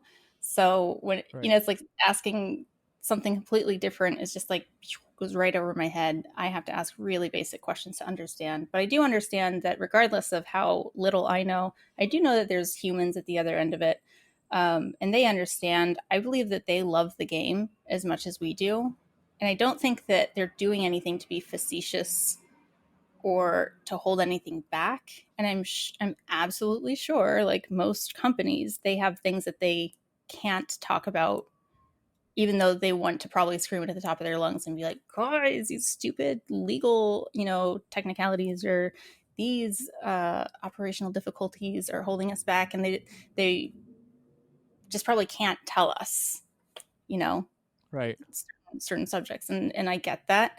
So I'm gonna lean into that and be like, I'm just kind of hoping that that's what a lot of that is.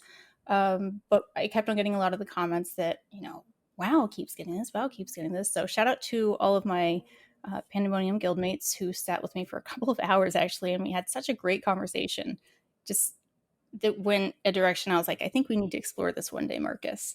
But WoW, the WoW guildmates came in and they were saying that they get multiple dungeons. At least in this last year, I'd asked them what releases have you guys had, which I could have easily Googled, but I wanted to hear it from a real person, about how satisfied they are with the amount of content that they get. They were saying that they had one dungeon release in 2020, and they have another expansion that's expected later in this year, which is the same as SWTOR. Well, it's actually, so I'm going to jump in right there. It's not. So we're getting a story update for Story SWTOR. right? Not an expansion. But yeah, by Blizzard for World of Warcraft is doing an entire expansion, Right. new gearing system, new story, new faction items, whatever they do, new planets or new areas of the map, whatever it is. It's a total full expansion. Right. And they're bringing all of the content in World of Warcraft is being brought from 120. So max level is 120. They're bringing it to level 50 to make it more appealing to more people to start playing the game. Because I know when I tried WoW, and I've tried it a couple times, it's really hard for me to continue to play that game because I feel like I'm level 10 and I have 110 levels to go. Yeah.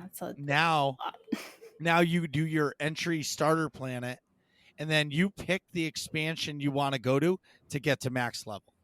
So if you want to be a panda and go to Panda World, you do the Panda World expansion, and now you're max level, and now you can raid in that game where they release raids every 3 months and updates like they were saying. But keep going. I'm sorry. It's okay. No, I'm around the same time of year. I did word that improperly. WoW is more regimented with their roadmaps, and we don't have that in Star Wars, where they're like, hey, we have a promise to you that every 3 or 4 months, not even like they have, actually I want to say it's Final Fantasy has a 4-month cycle content release that they have. It's essentially like a promise that it will come out every 4 months. Like we don't have that. It's kind of just, we'll keep you updated. Which I get, because if you set something in stone like that, it puts that accountability on you, and they don't have the team to do that yet. The Final Fantasy, but Final Fantasy, like I said, is crazy. They're crazy. The amount of content that Final Fantasy 14 comes out with, I don't understand it. They have so much. From what I understand. I have not played it, but again, guys, this was me asking my guildmates. It's so I have, and I can tell you about it. It's pretty for the art style. Yep. It's fun. If you like story and questing, that game is for you, because the first 100 quests are go pick up berries, go bring them back, go do this, go do that. The hardest part for Final Fantasy 14 is they gate the story. So when you finally get to your first dungeon, it's gated as group content. So sometimes you may queue for that, and you may sit there waiting for 20 minutes to be able to run it in that entry area when you're low level, that's where SWTOR gets it right, because they let you do it as a solo player to help it move forward. And they don't gate you behind group content where Final Fantasy does. But if you get through all of the Final Fantasy content, the content cycle keeps you busy year round. They do get a lot more and more often, because they are promised that 4-month cycle apparently in 14. They had one major expansion last year, and they're getting another storyline expansion in about a week, I think they said. Yep. But two things. So this is what I kind of realized was, in my mind, I kind of put these on a little chart and a little check mark next to each one as they were listing all the things and answering questions, that I was like, they are all MMOs, but they are all a little bit unique in their own ways. So with WoW, I was finding that or I'm sorry, with both WoW and Final Fantasy, that they all have these seasonal activities already established. I mean, every single one of them that came into chat with me was like, every holiday we have New Year's, we have Easter, we have an Oktoberfest, we have a plague event in WoW, just as you guys do in SWTOR. Same thing in Final Fantasy. They're like every holiday or every month, every other month, we have some kind of a seasonal event, which I'm like, we kind of have. So it's like we have that similarity that we have events, but we have these recurring events, and they have them more as an annual event. So they recognize like the seasons and, you know, the holidays that we celebrate as people, kind of in game, where we don't really have that. So it's almost like SWTOR with this release of the Oktoberfest style Thanksgiving Huttese event. We're kind of like catching up to the other games with that. So we don't necessarily have that. Like, yes, we don't have New Year's. We have just the holidays, right? We have Life Day, which is the end of the year. So it seems that the other games already have that well established. And of course, they're much larger in population than we are. They're much larger MMOs that have been around for much longer, but we're catching up in that sense. So with WoW, they were saying that, you know, we have all of that. And mind you, a lot of these people used to be in the SWTOR chapter, and they kind of would scoot over to the other MMOs together.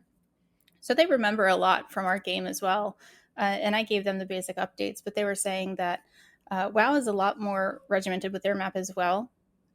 Whereas, again, we're not regimented. We were talking about how only recently, I want to say that Eric Musco came out and said that the numbering of the systems, right, when they did certain updates, how they would be numbered, that was recent.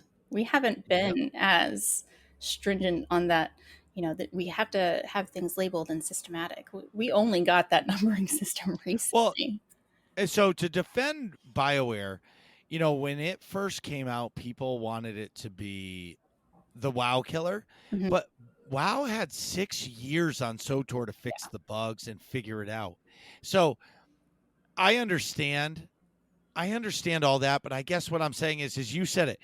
Final Fantasy 14 is getting their story update in a week or so during the COVID crisis. They're launching 1 month late. You know what I mean? WoW is getting their full expansion at the end of the year. There's no going around that. They are making their holiday release. We're waiting, you know, it's almost like we're on an 18-month expansion cycle in SWTOR or more. And at what point is that, like, is it worth it to stay sub to a game?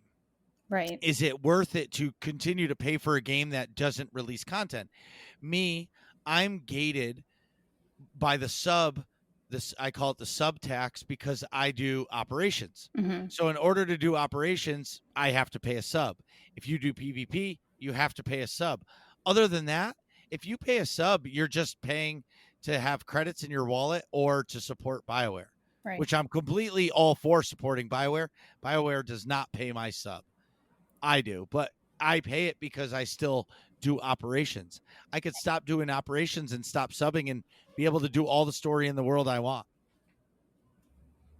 So that's fair. I think that's fair to say that you guys have been given the same amount of time and the same resources. You were all hit by the same pandemic. How come these other companies have had are merely delayed, whereas we are like, oh, that's going to come out in a totally different season. Like, that's fair. And I hear you. I'm not trying to, again, like defending that because I can't, because I don't have all the information. How could I possibly be like, oh yeah, no, me neither. Nobody, and nobody really does. And of course, they can't release everything to us. But that's fair to say. Everyone else is given the same amount of time, but also that yes, WoW and Final Fantasy are much older and more well established than. I think Final Fantasy 14 came out after Star Wars: The Old Republic. Did it? It has a larger population. I just well, of course it does. Well, content drives players. Yeah. Right? And if you're not coming out with enough content, you're not going to retain players because not everybody is me that loves Star Wars so much and that is invested in it. You know what I mean? Yeah. And I'm going to ask you guys an opinion because both of you have played multiple BioWare games, I'm pretty sure.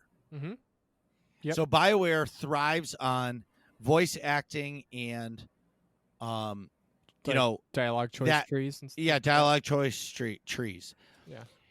If they said, guys and girls, we want you guys to have this content, but it's not going to be voice acted, but we're going to release it because we want you to have this content so we can start working on the next thing, right? Yeah.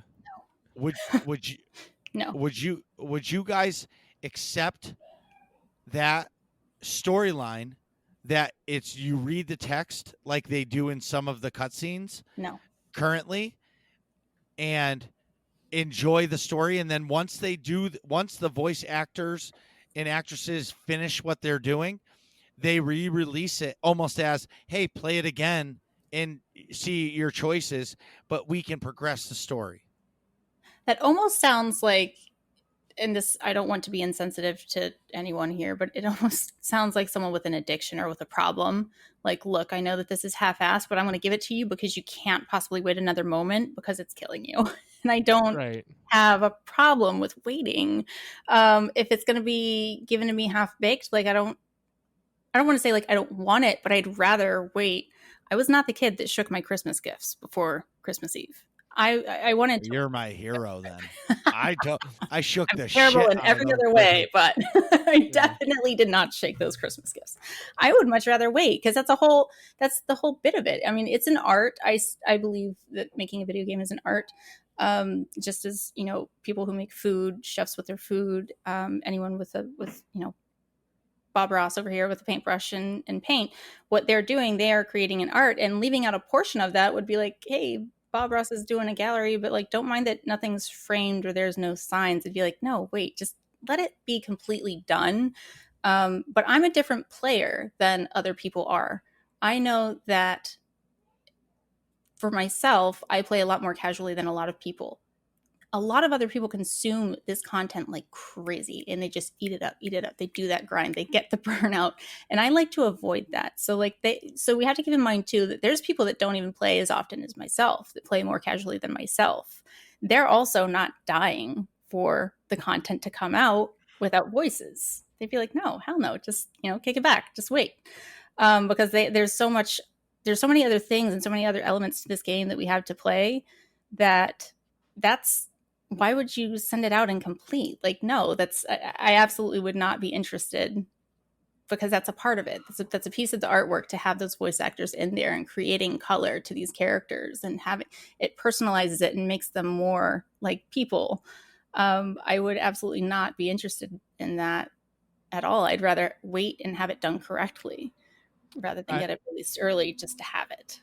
What do you think, Nick? I was just gonna say, my initial reaction was kind of torn. Like, I can kind of see both sides of it, where if you wanted to do something just to get content out, I don't mind like that format of a game. But then as I sort of started to mentally digest it, like, yeah, but if you did that for SWTOR, a BioWare game, that goes so far from the Their core signature.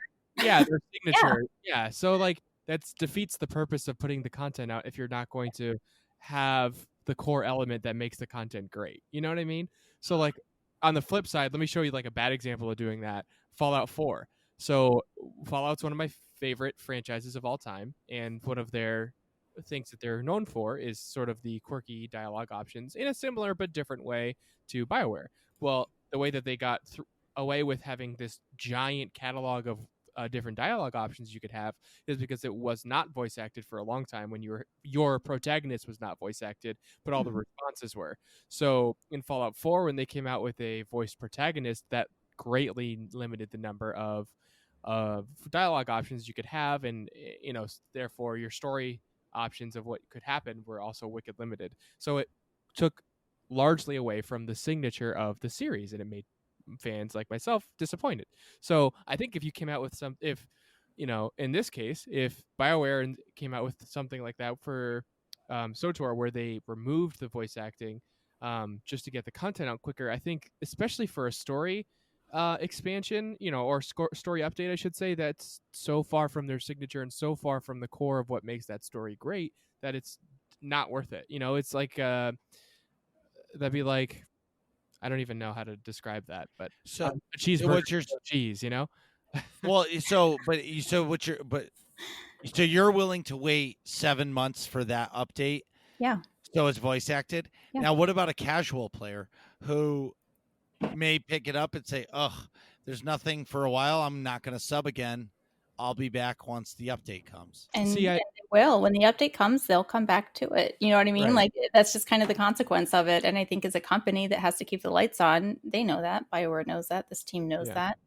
that. Like I said, I think that they care about it as much as we do. But like also think of this: if you're working as a dev and you have 3 groups of people who play super casually, you know, the middle category where I fall, where I play regularly, but definitely I'm not, you know, a nim raider over here, and then you have the hardcore people.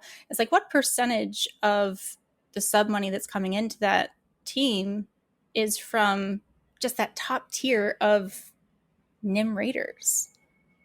And then 2%. everyone else in the rest of the game who's okay with waiting, but everyone who just eats this content up within the first week are like, okay, now we want more. Okay, now we want more. Now we want more.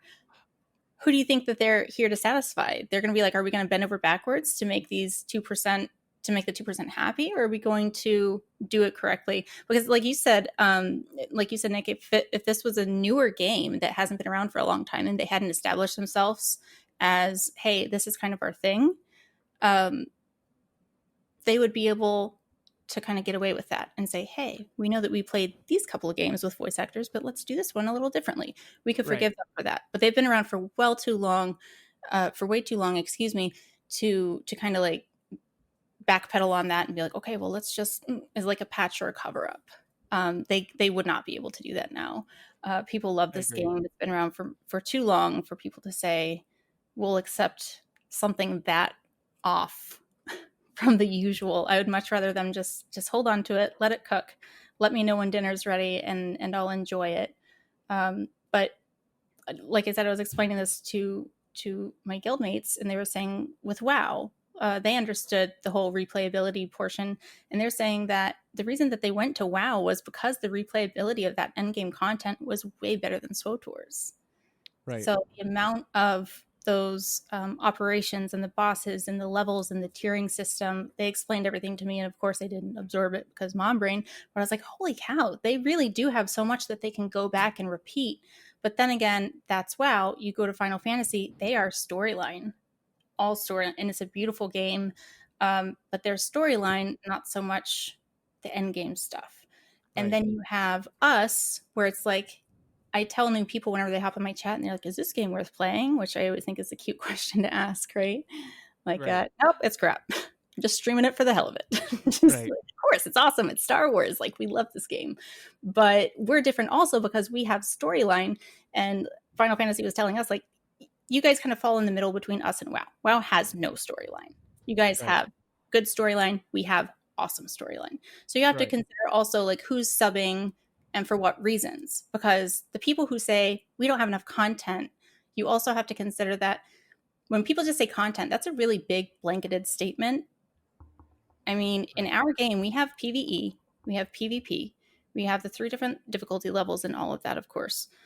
We have what people would consider to be dungeons and then mini dungeons. We have the whole uprisings. I have players all the time who come to me and they're like, what's an uprising? What's this uprising section in my legacy? They have no idea that uprisings are even there.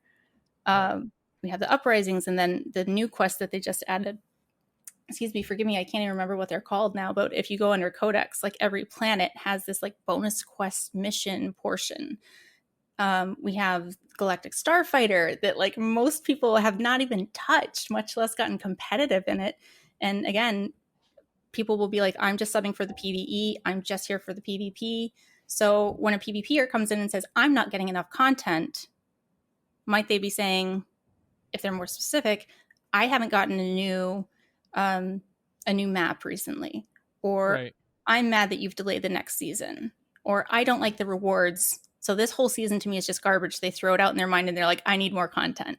And they use that word content, but it's like, be a little bit more specific, because not every single person plays every single element of this game, which is cool, because you don't have to play anything that doesn't make you happy. If you don't like GSF, don't play it. If you don't like PvP, just give it a shot. You don't like it? All right, don't play it. But I think that, in my opinion, after talking with other people, other MMO gamers about the different kinds of content, it's like, yes, WoW, 14, and us, we are all MMOs, but we're all like differently balanced MMOs between the kinds of content that we have. So when they say content releases, it might not be the content that they wanted. For instance, one of my friends who's a PvPer, I shall not name, was like, I am so incredibly angry. I've been asking for A, B, and C, and then they made all these changes in PvP, but to this area. And I was like, oof. Like you're literally saying, like, I know that they were doing a whole lot of work behind the scenes and creating stuff and building stuff and shooting stuff and going back and fixing bugs. And Chris even said, like, along the way, we know that a lot of the beginning content doesn't look the same as the newer stuff. And along the way, it's not going to be one big part of the next release, but they are going to be cleaning up and sharpening up the look of a whole lot of the older content to look more like the newer content, which is awesome. So they're actively doing all of that as well.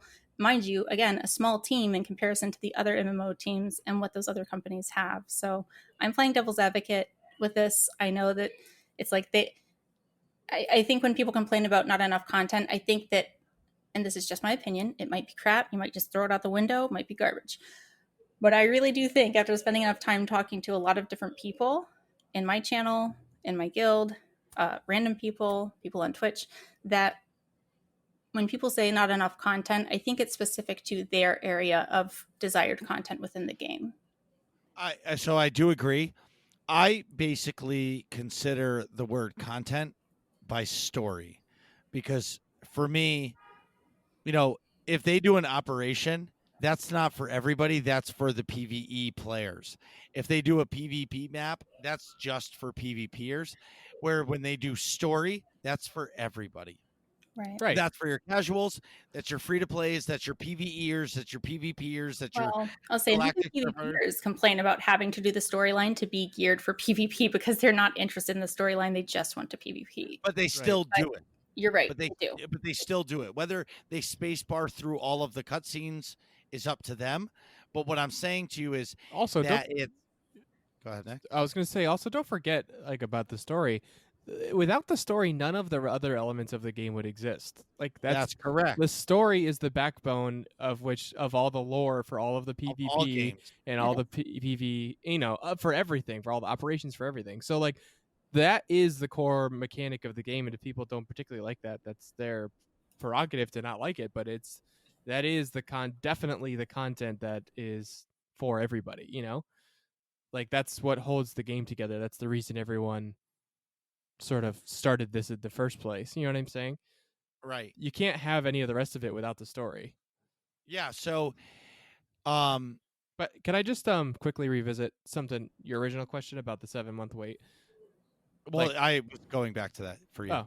I just wanted to say, like, so I think you had asked something to the effect of, okay, clearly Britt and I think that you need to have the voice acting, in order to release the story content. That's super important, right? But is it worth waiting the 7 months? And no, I think that a 7th month delay for content that was presumably just about to be ready is kind of, I think basically what you were getting at is that an acceptable wait? And the answer is no. That is way too long to be delaying something. Especially when apples to apples, other studios are coming out with content just fine on a regular time schedule or a more reasonable delay time schedule. So like, do I sort of understand how that can happen within the context of this particular studio? Yes, but is that as a consumer acceptable? No, and I think that's kind of what we all ended up agreeing upon. Does that make sense? I just wanted to sort of summarize. Yes. No, that absolutely does. And I am going to flip sides completely on this one and just say for a second, I was watching a Bob's Burgers Comic-Con panel the other day, and I just want to say that all of them were like, oh yeah, we had to go run to Best Buy and buy these USB mics and go sit in our closets and like record all these lines for shows that they were doing. And I was just like, yeah, you can just go down to Walmart, Target, Best Buy, go onto Amazon.com. You guys can buy a USB mic anywhere. You know what I mean? I didn't want to say that, but we can just like, again, I'm not a techie, and I'm sure absolutely every single person who does this for a living is like they'd come into my stream and gag and be like, "Bitch, you don't have any room to talk." Like, I know I'm not. This isn't my thing. AV's not my thing, but they're probably like, it's absolutely unacceptable quality, I'm sure. But again, I don't even think it is. technology. No, I don't think it is because it's a network show that's getting that done. So I do feel that Yeah. they could manage, but that's just, again, I don't know this industry. That's just my gut feeling. I could be completely off. You're totally right. I can confirm that. Marcus and I talked to Holly Fields. which She's is the professional voice actress for Nadia Grill. literally decades, and she uses a regular USB mic in her house sometimes for professional projects all the time. She records sometimes on her iPad because they're going to take that software and run it through a machine that's going to make them sound fantastic. Right. So now, mind you, does some Star of Wars the have voice that recesses? yeah. So does SWTOR have the pull to say to the voice actresses, hey, Holly, can you record this? Well, my house is kind of loud because my entire family is here. Right. Because we're all sheltering in one place for COVID. That's understandable. But all I'm saying is, I remember pre-COVID, Charles was somewhere recording with these voice actresses and actors, sorry. And I feel like this was the perfect storm for them to delay so that at the end of the year, we weren't expecting anything and everything is riding on their 10-year anniversary.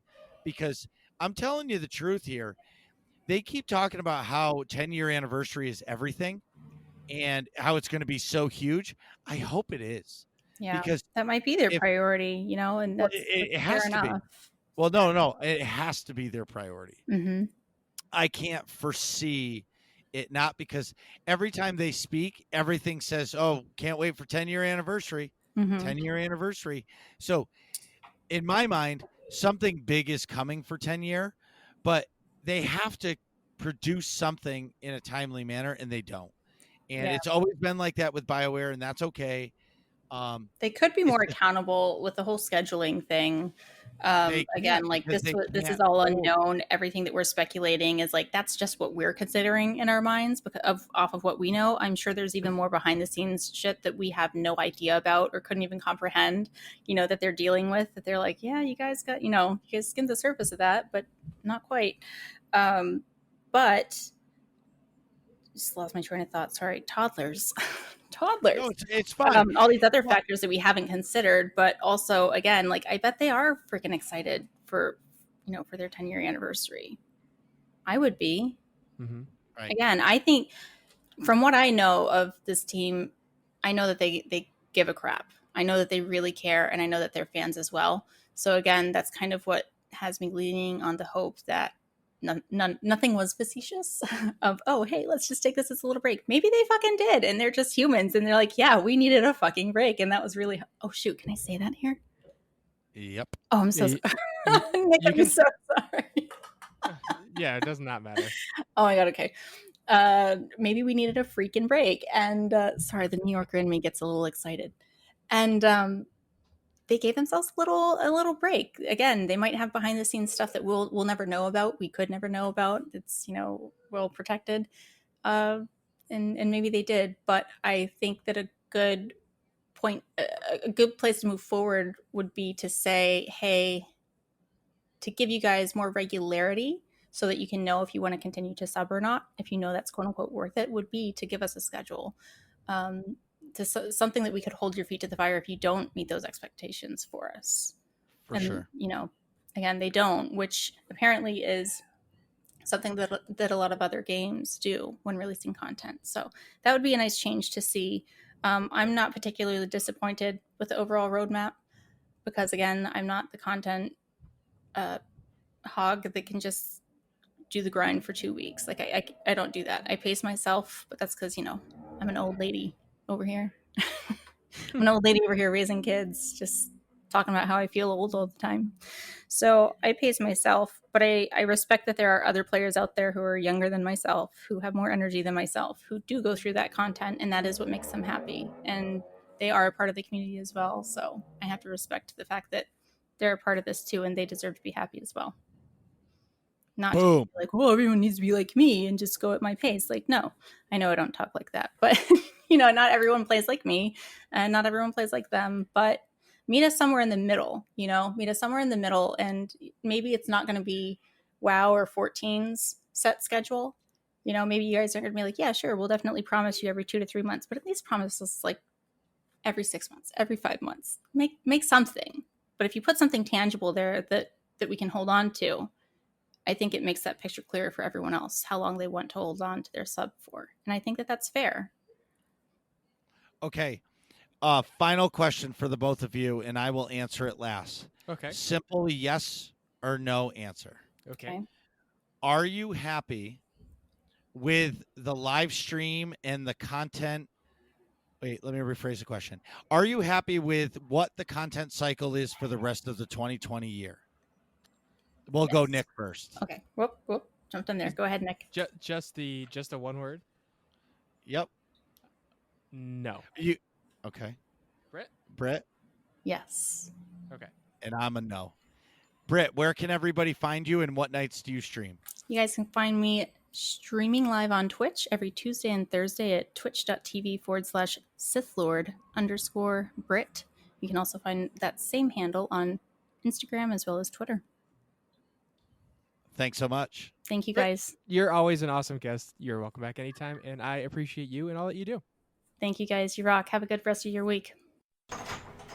What are you guys talking about in here? Find out next episode of Working Class Nerds.